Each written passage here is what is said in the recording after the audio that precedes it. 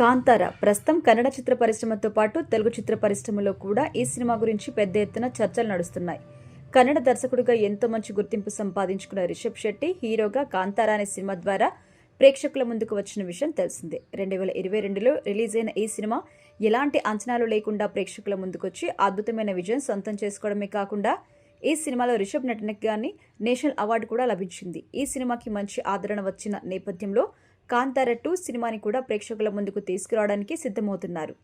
Cinema త్వరలో ప్రేక్షకుల ముందుకు రాబోతున్న టైంలో ఈ సినిమా గురించి పెద్ద ఎత్తున చర్చలు మొదలయ్యాయి. ముఖ్యంగా ఈ సినిమా షూటింగ్ టైంలో వరుసగా ప్రమాదాలు సంభవించడం, అలాగే ఈ సినిమా కోసం పనిచేసిన ఆర్టిస్టులు వరుసగా మరణిస్తున్న నేపథ్యంలో కాంతార సినిమా గురించి చర్చలైతే నడుస్తున్నాయి.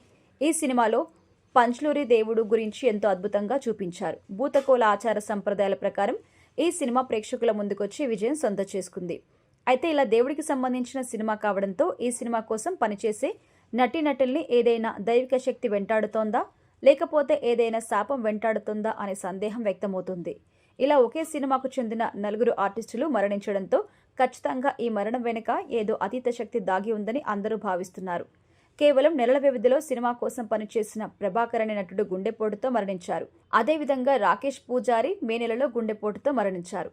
కపిల్ అనే నటుడు ప్రమాదవశాత్తు నీళ్లలో మునిగి మరణించారు. కళాభవన్ అనే నటుడు కూడా జూన్ నెలలో గుండెపోటుతో మరణించిన నేపథ్యంలో ఇతర నటీనటులు కూడా ఎంతో భయాందోళన వ్యక్తం చేస్తున్నారు. ఇది వరకు పలు సినిమాలకు సంబంధించి సెలబ్రిటీస్ కూడా ఇలా వరుసగా మరణించిన విషయం తెలిసిందే. ఇలా ఆ సినిమాలు కూడా ఆత్మలకి సంబంధించినవి కానీ ఆధ్యాత్మిక సినిమాలకు సంబంధించిన నటీనటులు కావడంతో కాంతార సినిమా యూనిట్ కూడా భయాందోళన వ్యక్తం చేస్తోంది.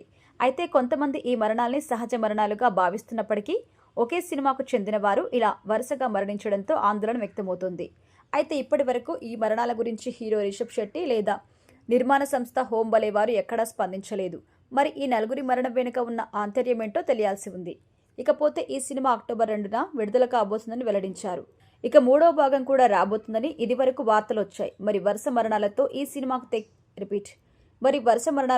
సినిమాను ఇక్కడే ఫుల్ స్టాప్ పడుతుందా, లేదంటే వీటిని సహజ మరణాలుగా భావించి పార్ట్ 3 కూడా షూటింగ్స్ జరుపుకుంటుందా అనేది తెలియాల్సి ఉంది.